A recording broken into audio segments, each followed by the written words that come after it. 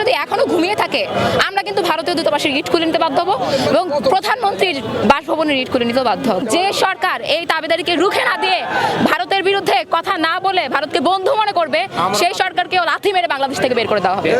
আমাদের একটা প্রাথমিক শোডাউন ছিল ভারতের যে আধিপত্য আবার নতুন করে বিস্তার হতে শুরু করছে সেটার বিরুদ্ধে, এবং আজকে কেবল আমরা এই পর্যন্ত এসেছি। আমাদের গত কয়েক মাস আগেও কিন্তু ভারতের হাই কমিশনের বিরুদ্ধে একটা কিন্তু আন্দোলন হয়েছিল, আমাদের কিন্তু পুলিশ ঢুকতে দেয়নি, ভেতর পর্যন্ত যেতেও দেয়নি। আজকেও কিন্তু এখানে আমরা বাধার সম্মুখীন হয়েছি।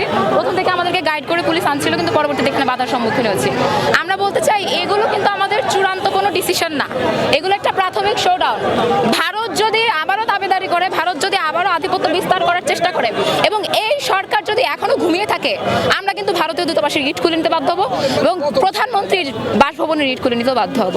আমরা এটা একটা সাধারণ শোডাউন দিয়েছি এখানে, এবং এখানে অনেক বড় বড় মাপের নেতারা রয়েছেন। আমরা তাদেরকে প্রমাণ করেছি যে বাংলাদেশে অবশ্যই অনেকগুলো বিভাগ হয়েছে। 24-এর আন্দোলনের পরে 24-এর যোদ্ধাদের মধ্যেই অনেকগুলো বিভেদ তৈরি হয়েছে, কিন্তু ভারতের আধিপত্যের বিরুদ্ধে, আওয়ামী লীগের বিরুদ্ধে আমরা সবাই এক এবং ঐক্যবদ্ধ। সুতরাং যতবার প্রয়োজন হবে আমাদের জীবনের প্রতিটা রক্তবিন্দু থাকা পর্যন্ত আমরা অবশ্যই ভারতের এই দাবিদারির বিরুদ্ধে কথা বলবো, এবং যে সরকার এই দাবিদারিকে রুখে না দিয়ে ভারতের বিরুদ্ধে কথা না বলে ভারতকে বন্ধু মনে করবে সেই সরকারকে লাথি মেরে বাংলাদেশ থেকে বের করে দেওয়া হবে।